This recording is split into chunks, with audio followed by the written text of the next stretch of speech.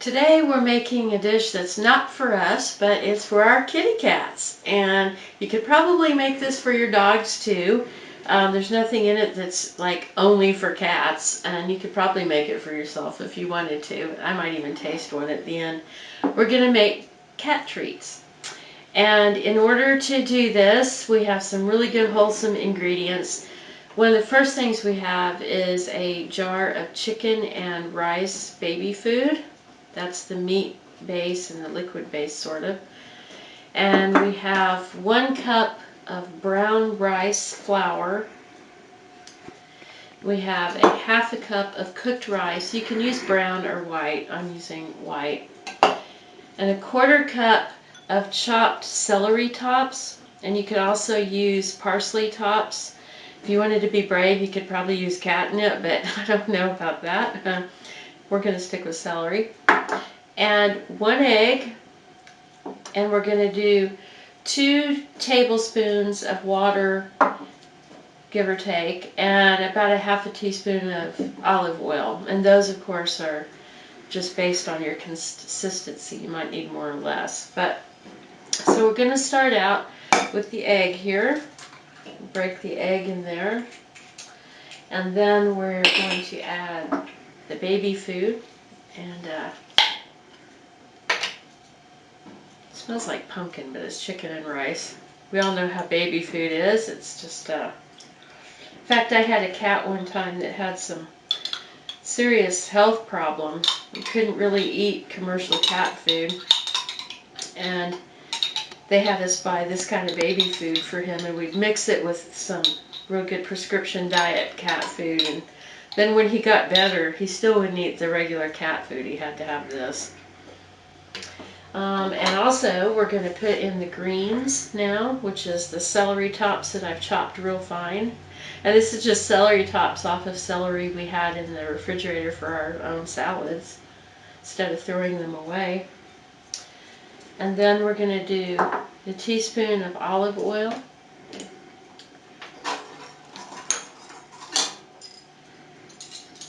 Actually, I think we're going to do 2, the quantity we have here.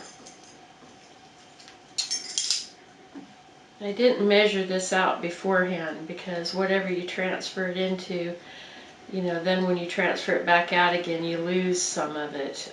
Since we want kind of precise measurements with things like this, oil and water, especially oil, I chose to do it now.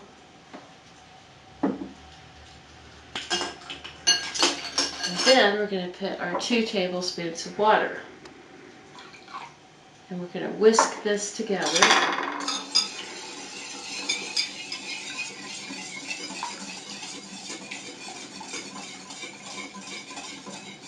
That's mixed together pretty good. Looks like an omelet or something. But a lot of that color and a lot of what you're seeing is the baby food. Okay, so now we're going to stir in the brown rice flour, and we're just going to do this a little bit at a time. If you do it in a big, all of it at once, let's say, it just won't work because you'll end up with a big blob in there. And the chances are, even though we've measured this out, every egg is a different size, and it might end up being too much. So you kind of just do it a little bit at a time until you know your consistency is right.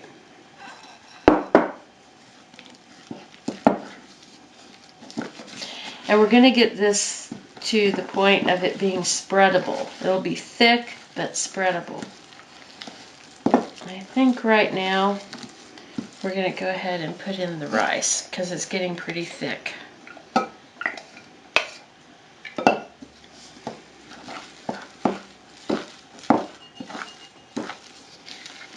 And while you're doing this, you'll have your oven preheating at 325 degrees, and get you a cookie sheet or a pizza pan or whatever you like to bake things on, and line it with parchment paper, not wax paper. Let's put some more of this rice flour in. You don't want to do wax paper for baking, but parchment paper, which is a lot like it, but it's made for baking. Now this is getting pretty thick at this point, like a cookie dough. It reminds me of a chocolate chip cookie dough.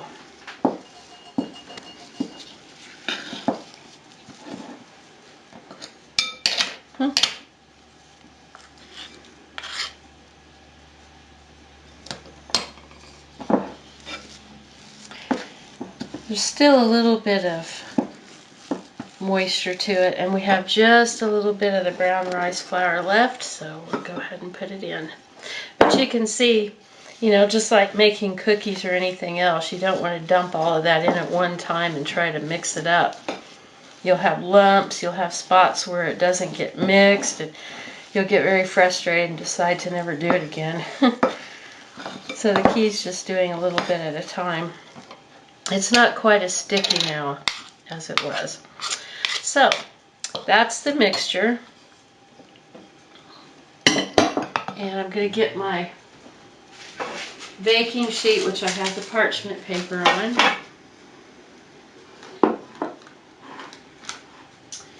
And we're going to spread this on the pan. And it is pretty sticky, so one thing you can do is you can sprinkle water between your pan and the parchment paper, and it keeps the paper from sliding around too much while you do something like this. And I did that, but of course I did it way before we started this little video project, so it's kind of dry now, but that's a good tip to do to keep it from sliding around. And you always keep your other spoon around or something to alternate and scrape this off with. The oven's ready. I just heard it beep. So we're just going to start spreading this out. Because it's sticking a lot, I'm going to take another piece of parchment paper and put over the top and kind of spread it out this way.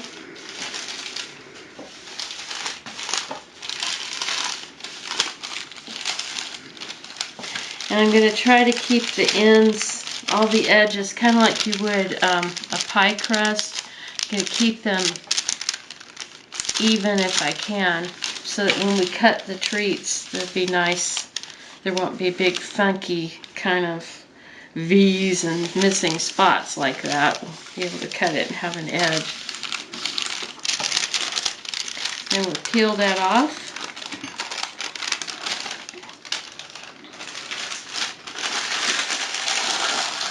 And now the kitty treats are going into the oven.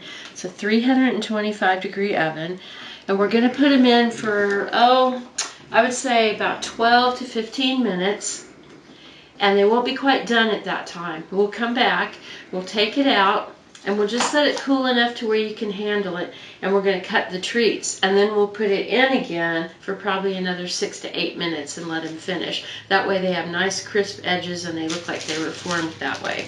So it's ready to go in the oven now.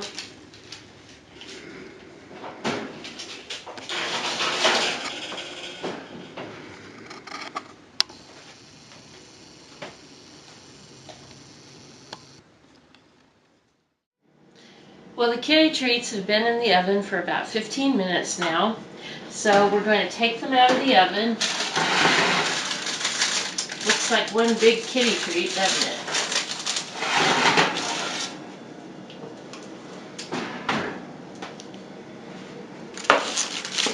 And you can see that it's kind of hard but still soft. It bends, but it's still got a crispiness to it. So we're going to let this cool just for a little bit, enough to where you could comfortably handle it. We've let this cool now to where it's comfortable. You can place your hand on it and not go yow. And so we're going to cut this now into little squares. And I'll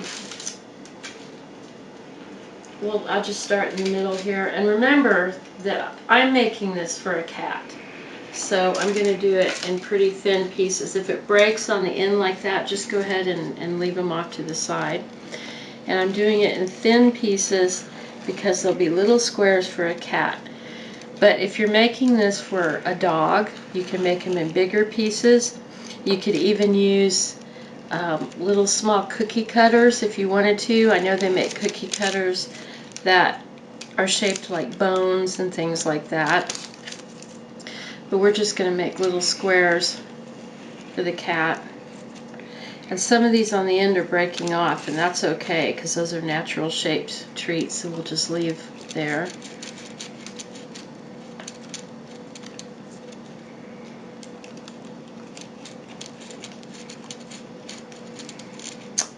And if you get some of it, like this is kind of wide, but we'll just improvise there. Go ahead and cut those up now into little squares.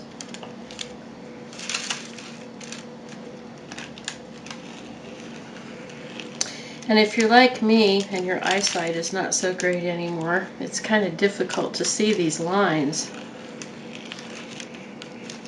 So you might just want to use your fingers to help space them too.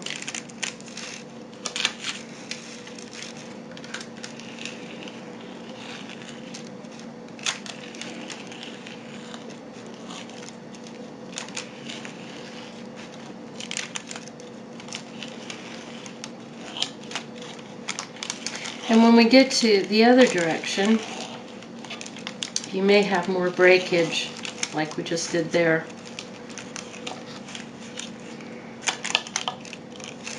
But that's okay. I don't think my kitty's gonna mind too much.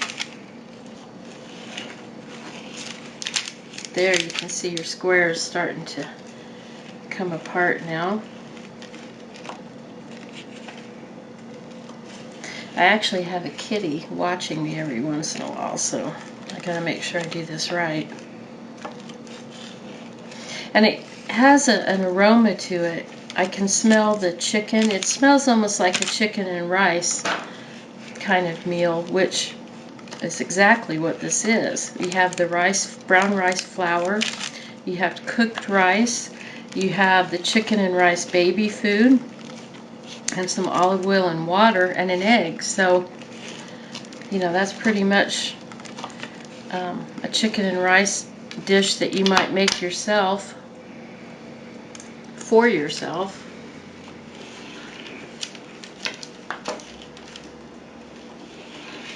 And we're doing this now so that it doesn't crumble into crumbs and it has nice even edges and looks like little treats that the cats might be used to getting out of the package. You know, they're pretty attuned to things like that, and we don't want them to think that we were cheap and didn't go to the store and buy them something.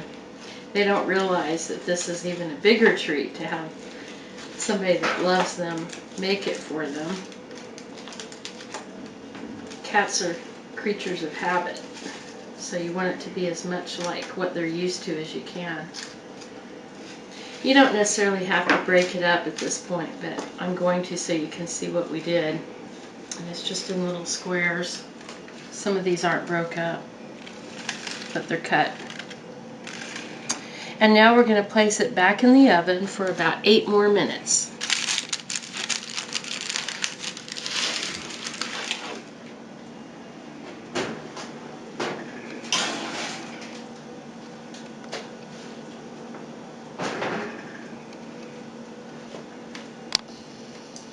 Well, the cut cat treats have been in the oven now for about 10 minutes. Anywhere from 8 to 12 is normal. They've been in about 10. And we're going to take them out. And they're still a little soft but pretty crunchy, so I think they're okay. We're going to put them on the counter here. And like anything, as they cool down, they will cook some more within themselves. But you can see now that where we had cut before and we didn't separate them, they now have lines between them. They've shrunk even more as they were being baked. So you can see now the definite lines that we made. And we're just going to go ahead and let these cool, and then we'll start taste testing with the kitties.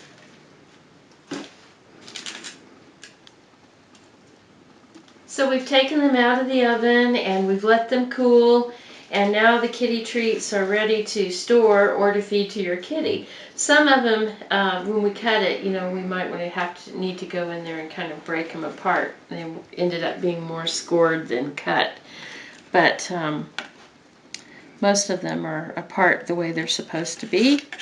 And we'll just go ahead and any kind of jar you might have, it doesn't have to say cat treats on it, but this one does, and you can any kind of jar or even a baggie.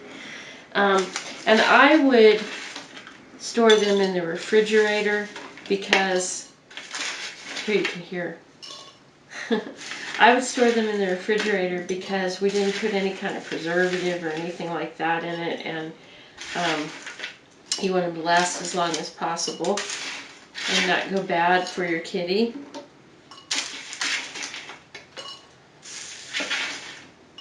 And this is about the right quantity for this kitty treat jar.